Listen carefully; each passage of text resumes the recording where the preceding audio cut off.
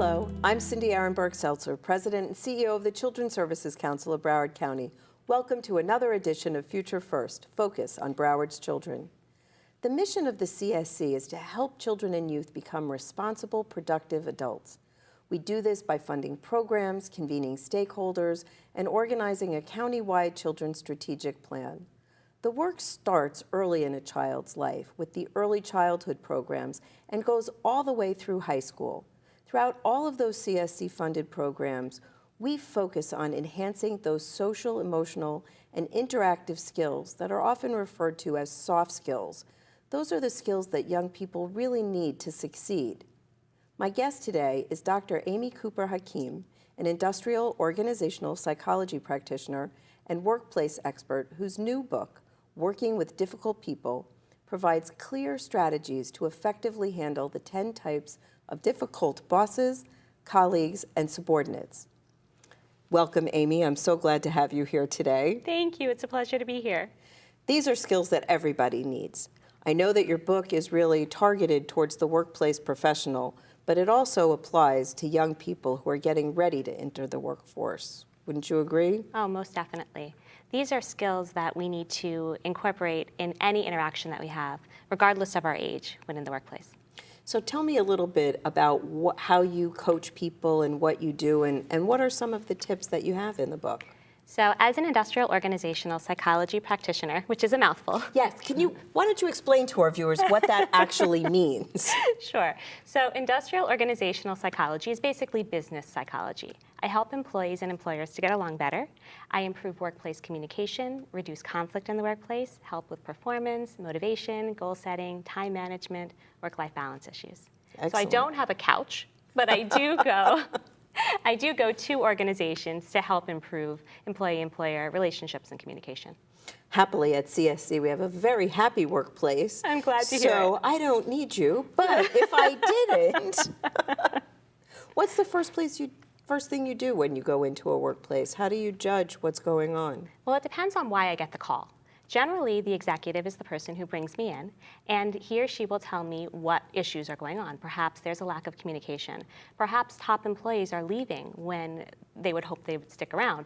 Perhaps we have bickering amongst coworkers. Perhaps people are not getting the work done that they're supposed to do. I oftentimes am asked, how am I supposed to get these people to get their job done, what they're paid to do? Instead, they're doing X, Y, and Z. So I'll first understand what the problem is and then tackle it. Oftentimes by discussing the vision and direction that the executive has for the organization, and then speaking one-on-one with the individuals within the workplace who are affecting and impacting this particular issue.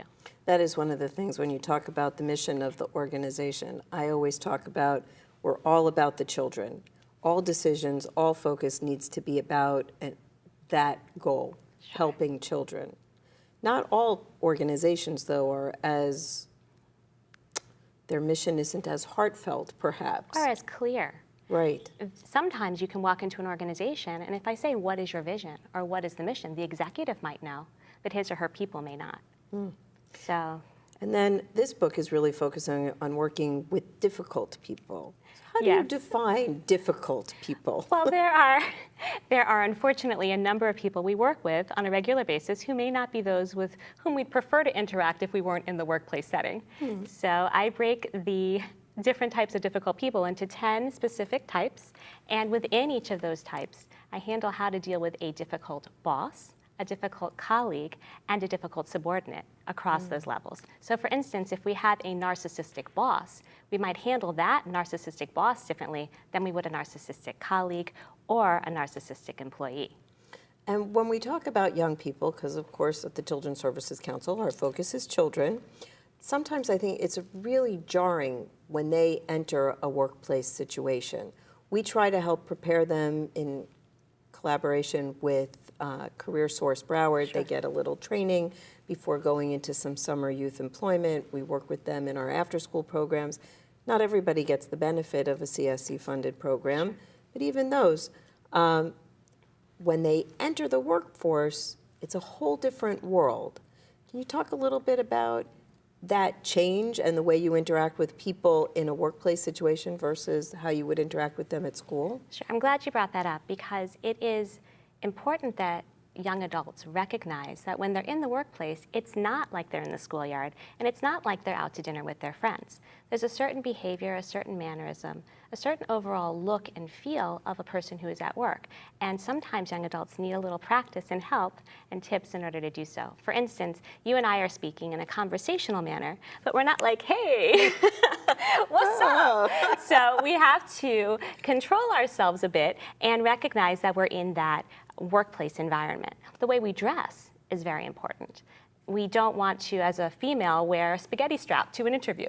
A male child, a young adolescent male, would not want to come in shorts and a t-shirt. We always want to overdress in that instance instead of underdress. If we're not certain what the dress code is at an organization, step it up. For instance, if you're not sure as a male if you should wear khakis and a polo or a suit and tie, wear the suit and tie.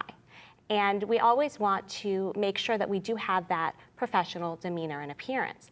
And it goes beyond clothing. It's also the way that we carry ourselves, the way that we speak, the tone and the fluidity of our language, and the way that we look directly at the person we're speaking to. So fidgeting with our hair, making sure that we're not necessarily so professional. Being proper and polite and smiling and looking directly is much more so. And so that direct eye contact that we're having is incredibly effective. If you were to ask me a question and I were to look away or look down and respond, think you don't care. You would think I don't care, or you would think that I may not know the answer. Right. And by the way, that's something else I think that young adults might not know. It's okay to not know the answer. It's okay to say, I'm not certain about that, I'll get back to you. But it's not okay to lie. It's not okay to look down, fidget, play around. It's much better to be direct and upfront and say, hey, I need to think about that, or I'll get back to you in a week or in a day or by the end of today with that information. It's funny, I have that conversation with people all the time. We have a lot of meetings where they're answering questions from me, and I ask a lot of questions. I like a lot of information. And sometimes people will make stuff up. And I'll be like, I'm always going to catch it if you make stuff up. And it hurts your credibility in the long run. Oh, if you say to me, I don't know, I didn't know you were going to ask that question, but I can certainly get it for you. I have all the respect in the world for you. But if you start saying, I don't know, this, that, or the other thing, and then on the next question, something up, right, you're making it up, uh-huh. which becomes clear because when I ask you the follow-up question, it doesn't match, and then it doesn't match something else, you lose credibility. Sure. And your reputation, your honesty, your credibility is your stock in trade, really, as an employee. Definitely. And the way that we come across is remembered. Someone might forget what we say, or even what we do, but they're not going to forget how they feel based on the way that we're having that interaction. So when we present ourselves in a trustworthy, kind, direct manner, then the person on the other end is going to say, oh, hey, I like this person, I trust this person, I'm going to interact with this person again. So since your book is about difficult people, and some of the young people are going to find themselves in tough situations, Sure. I just said I coach people and tell them to say to me, I don't know, and I try to be kind. But it's still kind of scary being in front of the boss. Definitely. And if I was a different kind of boss who was like, what do you mean? What is it? What's the answer to this question? What would you suggest? Now I'm not the kind, friendly inquirer. I'm actually being rather mean. So what do you do then? Unfortunately, we do see that. There are avenues for appropriate behavior there, and the employee needs to not bite back. So let's say that there is a caustic boss who is attacking or using nasty language. You can be very direct and upfront and say, I don't appreciate it when you speak to me that way, or I need to get to this point. Let's go here instead. Redirect the question, redirect the behavior, but definitely stand up for yourself without putting up your fists and without using any curse words or yelling. We always have to act the way that we hope will be received and that we hope will then be reflected back to us. Because anger will just generate more anger. Definitely. Somebody's got to be Definitely. the one to absorb. Yes. And while it may not be fair, at least initially and for the foreseeable future, as long as that person is the boss, it's unlikely that they're going to be the one leaving. So you as the employee really have to find the way to cope. Definitely. I think that in today's world in general, A lot of young adults have a feeling of entitlement. They are able to do X, Y, and Z just because they want to. Sometimes parents are a little more lax with their children and allow them to do things that perhaps they shouldn't do, to bend a rule that perhaps they shouldn't bend. And then these young adults get into the workplace and they think all of a sudden that they are going to be able to always have their boss's ear, that they're always going to be able to get done exactly what they want when they want it, that they'll always be heard when they're interested in being heard. And that's not necessarily true. So young adults need to recognize that. Recognize their place in the workplace, but of course we don't want, under any circumstances, to be treated in a way that we might consider being bullied or tackled in a sense in the workplace. As an employee, regardless of age, it's important to know your rights. It's important to know who you can turn to when you have a problem. And one thing that I recommend doing is finding out who your HR representative is and understand where you can go. So, hey, if there is a problem, of course, it's ideal to try to address it directly with your boss if he or she is amenable. Hey, boss, it makes me feel uncomfortable when you. Hey, boss, in order for me to be most effective, I need you to. Boss, when you say this to me, it makes me feel uncomfortable, and then I don't trust myself to do this work that you're asking me to do. Boss, if you give me X, Y, and Z, then I'll be able to meet the deadline that you request. It's all very friendly, direct, kind. Right. And it's also assertive. There's a difference between being assertive and being pushy, forward, presumptuous. We can be assertive and direct. We can have that eye contact. We can even crack a smile. But we need to make sure that we recognize our place and we don't get stepped on, but also recognize that we are indeed, in that instance, the employee. Really good points. What other kind of difficult people do you come across, or what are some of the other things besides that anger, dismissive? Where else are you identifying? Sometimes I think that, especially when we have difficult interactions perhaps with a boss, but we can also have difficult interactions with employees. A lot of young adults are going to suffer from the problem of trying to be best friends with everyone they work with. Ah, yes. In the school setting and in our social environments, we oftentimes want to be friends or, buddies with most of the people we're interacting with. We might feel snubbed if someone doesn't say hello when they pass us by as we're getting our books out of our locker. Or if we see someone at the mall, we might say, hey, why didn't they stop to chat? Well, in the workplace, everyone isn't going to be our best friend. I like to talk about friends versus friendlies. There are people who we are friends with. We truly like and want to hang out with them. We want to go out to dinner with them. We want to hang out on the weekend. We want to talk on the phone with them. There are other people, however, who we may not care to interact with. We may not like them. They may not be polite to us. They may not give us the attention that we want, and it might hurt our feelings. In the workplace, when possible, I really encourage people to take emotion out of the relationship. Sounds a little bit more complicated. It does. Because you say, I'm gosh, intrigued. hey, I am an empathetic person. I care about other people. I want them to care about me. Of course we have to have emotion. Doesn't mean to be mean or cruel to someone, but rather to recognize that this person might not be somebody who I'd actually want to be friends with outside of the office. So they can fall into that acquaintance or friendly category. Then all of a sudden, if you're in the hall and that person doesn't say hello, no big deal. If that person doesn't return a deliverable to you on time, big deal. Because they need to make sure that they do their job, and that's where you put your effort. But you can take any drama or any problems, any emotional issues out, and you can say, my main purpose of interacting with this person is solely to get my work done. Now, what about from the perspective, you as an employee, while taking the emotion out of how they react to you, whether they smile or not, would you say it's good practice to smile and be friendly to people regularly? Well, I think you can tell from interacting with me that I am a smiley, friendly person. I do think that sometimes we might be a little too smiley and a little too friendly.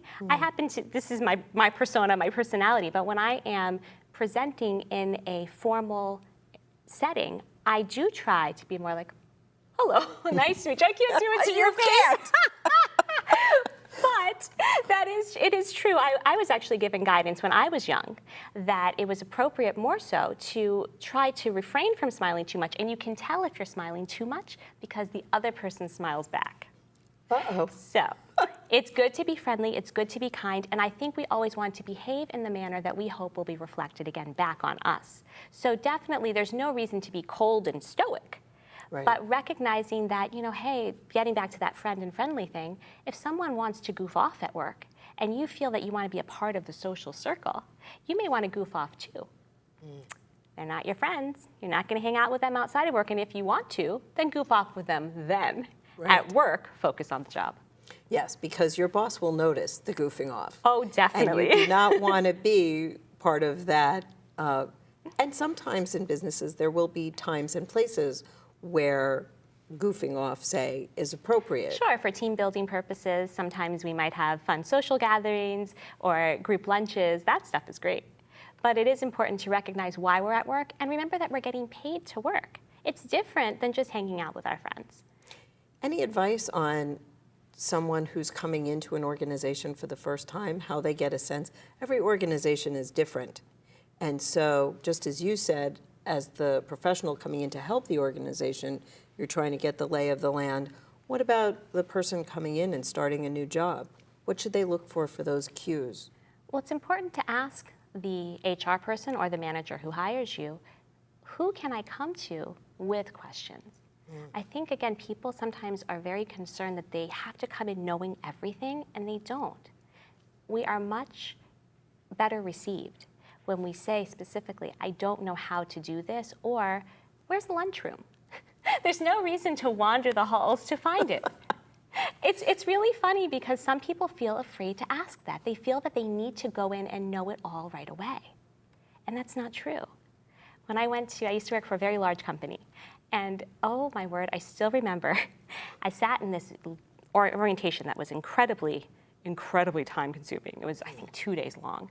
And at the end, they gave me this piece of paper with a ton of acronyms. And they said, when you sit in meetings, this is what you're going to need to pull out. And they had an acronym for everything under the sun. And had I not been given that one sheet, when I went to all of my future meetings, I would have totally been lost. And of course, I passed that sheet on to the next person.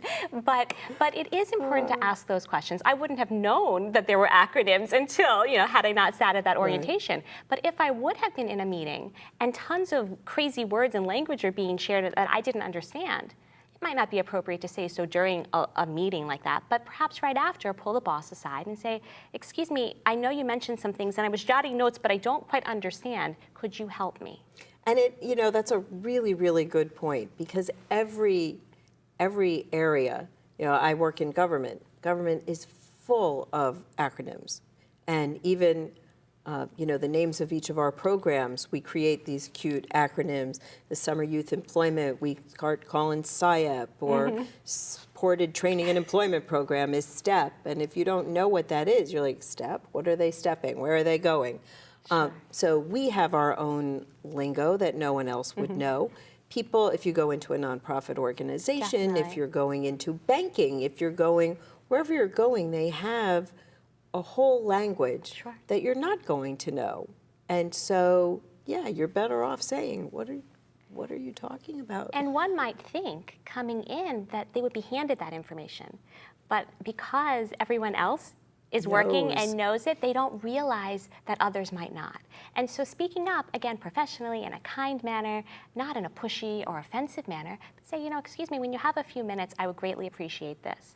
Or even be proactive and ask when you first walk in, what might I need to know in order to be most successful here? Is there someone who I could buddy up with who could help me learn this? Or let's say that the boss assumes that you know how to use a particular computer program, and you don't. Right. Some people fumble around, make mistakes, not a good way to make a first impression. Much better to say, I'm super excited to be here, but I just need to let you know I don't understand how to do this. Is there someone who could show me?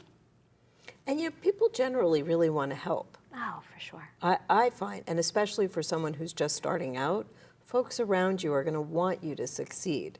And so at that point, being a little humble can get you a lot further than being arrogant when stepping into the job. And it may hurt. You may have been big man or woman on campus back in high school or college even, but now sadly, just as when you went from elementary to junior high or middle school, and from middle to high school, you keep dropping back to the bottom, it happens again in the workplace. Sure. And you'll soon rise, but at first, capitalize on people's willingness to wrap themselves around you to and help help. you. But they won't know if you don't. Exactly. If you don't ask. And the best managers are those who provide the needed skills, the needed knowledge, so that the person can learn and grow and eventually fly on his or her own. Right. Top leaders, I love to tell my clients this, are those who can sit back in their office and put their feet on their desk. I guess I must not be a top leader.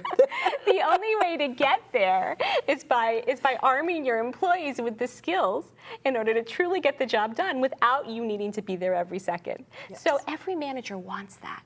They want to give their employees the skills so that they can operate on their own so the manager can do other things. So definitely, not necessarily just goofing off, of course, but maybe perhaps growing and expanding the business or handling other managerial or leadership type jobs. So it's definitely important, though, to speak out. And by the way, also, when we talk about expectations in the workplace, it is important to find out how to best communicate.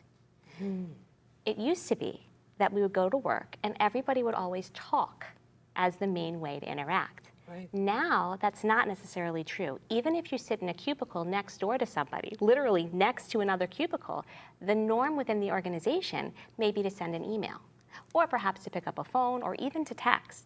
So it's important to find out how to best communicate, who to contact for different purposes and reasons, so that your job is as fluid as possible. Really good point. So again, it's about the culture of the organization, because in some places, if you sent an email to the person in the cubicle next to you, sure, they might be offended. Really? You couldn't come around and speak to my face? But in other places, they would not want you leaving your desk. Exactly. And so I much prefer one-on-one communication whenever possible. I think that we are too involved and immersed in technology, but that's the way of the future, and that's the way that many of our young adults do communicate. It is important, by the way, while we're talking about that, to also remember that when we are at work, it's not our job to pick up our smartphones, to surf Facebook, Snapchat, to text our friends or loved ones, unless, of course, there's a dire emergency or reason. But a lot of times what I see is improper netiquette, not etiquette. Netiquette, because we are dealing with things related to etiquette, dealing with the internet and things like that. So if we're sitting at a meeting, it's very common to see employees pick up their cell phone or their smartphone, text, even answer a call.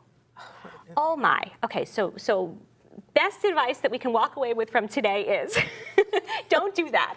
Yes, I would agree with that wholeheartedly. It ends up not only showing disrespect to the person that we're interacting with, but it also means that we might not get our job done as effectively because we're so consumed and immersed in our interactions on our smartphones.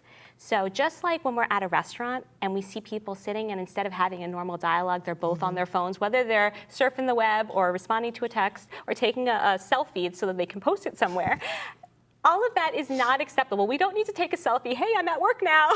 Unless you want to do that before work starts. It's your first day and you want your buddies to know. Okay, great. Here's my office. Okay, one time and then that's it. But the reality is, and by the way, not during an interview. Oh, God, no. Oh, no, I have heard of that as well. Really? Can you imagine someone is having an interview, being all professional, and then they have a buzz on their phone. They did mute it, right? So it's only vibrating. That's the positive, but then they respond.